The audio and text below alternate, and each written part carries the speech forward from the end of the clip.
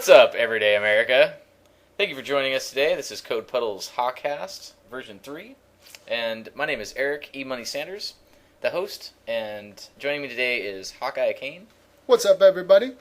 And we're here today to talk about Seattle's game with the Chicago Bears and what happened.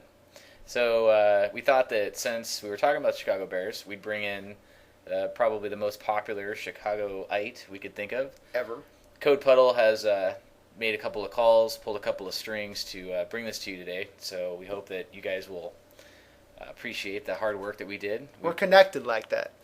We made a couple of moves. So we do. Anyway, without further ado, we're going to introduce Mr. President Barack Obama. Thank you and good evening. Thank you for joining us. Good evening. I have to confess I really did not want to be here tonight. Just one more problem that I've inherited from George W. Bush. Well, we never actually invited George. Are you visiting us because of a presidential obligation? It is just wonderful to be back in Oregon. I've now been in 57 states. I think one left to go. This is Seattle, Mr. President. Of course. All right, well, we just wanted to discuss the recent game played between the Bears, your Bears, and our beloved Hawks. Of course. Let me try to give you some answers. First off, Mr. President, last week we had Yoda, as you may be aware, as a guest on our podcast, and he didn't really understand what football is, I don't think. He actually tried to eat a football while we were here. And so I'm kind of wondering, not to, insult or anything, but how much are you qualified, Mr. President, to talk about football and namely this game? I was actually born on Krypton and sent here by my father, Jor-El, to save the planet Earth. Woo!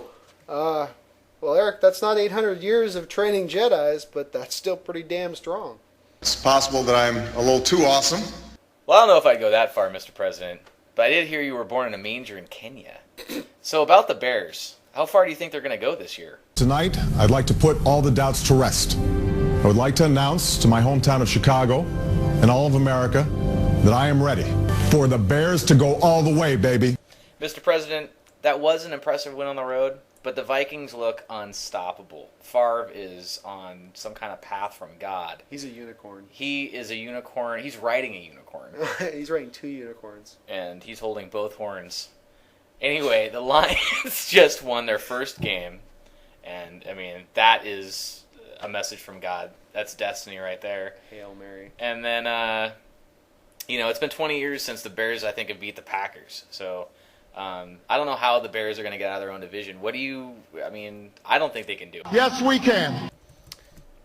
Mr. President, I think I'm with Eric on this one. You guys have lost Brian Urlacher, the heart and soul of your defense.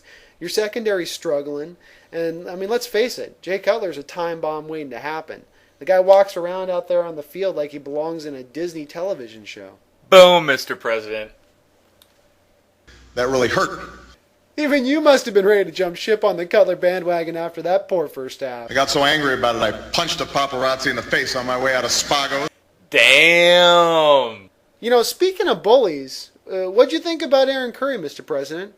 With, the Flacco and Matt Ryan-like play of Sanchez, there's a lot of people out there who are saying that, maybe the Hawks would have been better with going with Mark rather than hanging on to Haas, especially with Haas basically just about ready to be put into a rocking chair or a convalescent home. What do you think about Curry? He's warm, he's cuddly, loyal, enthusiastic. You just have to keep him on a tight leash.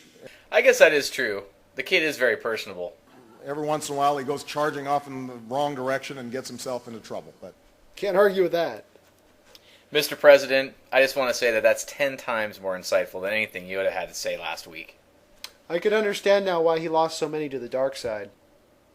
Maybe it's just dumb, idealistic optimism, Mr. President, but I am staunch in my beliefs that the Seahawks haven't played their best football yet. a bad situation will become dramatically worse. Crisis could turn into catastrophe. But you, the man of bright outlooks, you don't think the Hawks, our Hawks, can recover?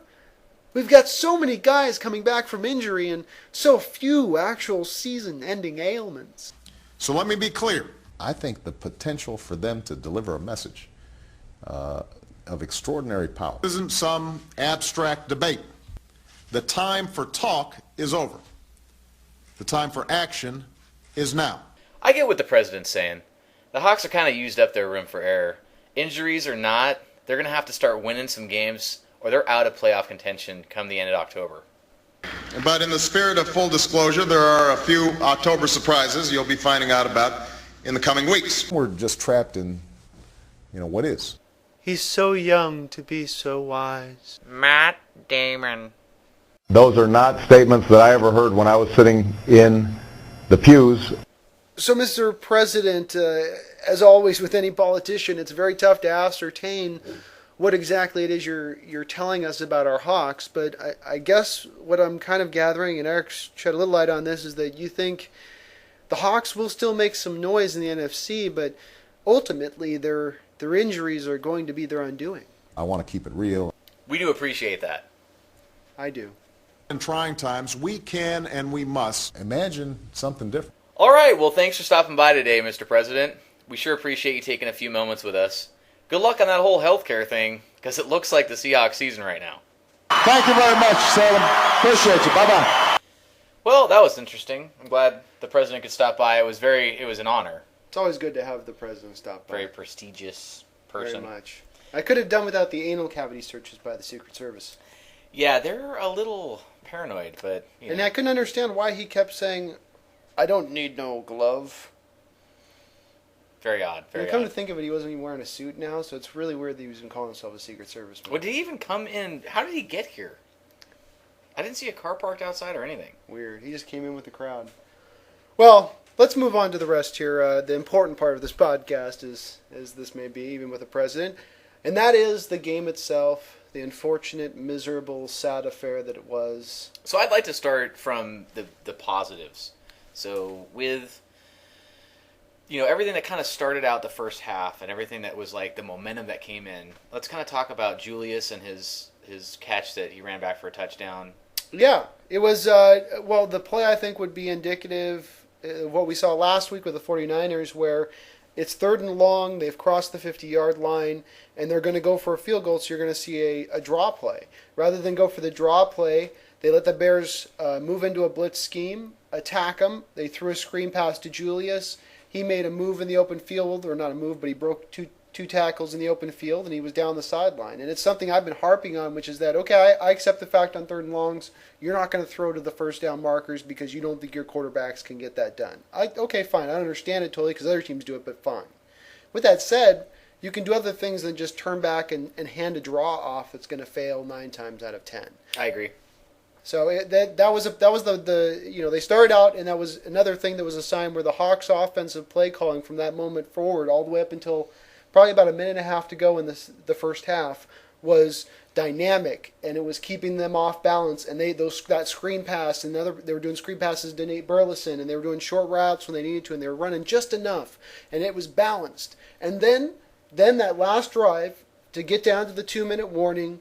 They just go down the field. I believe it was a kick return, and they don't even have to go that far down the field. They may get 15 to 20 yards. They find themselves right in about field goal range, and they just stop trying to go down the field and attack.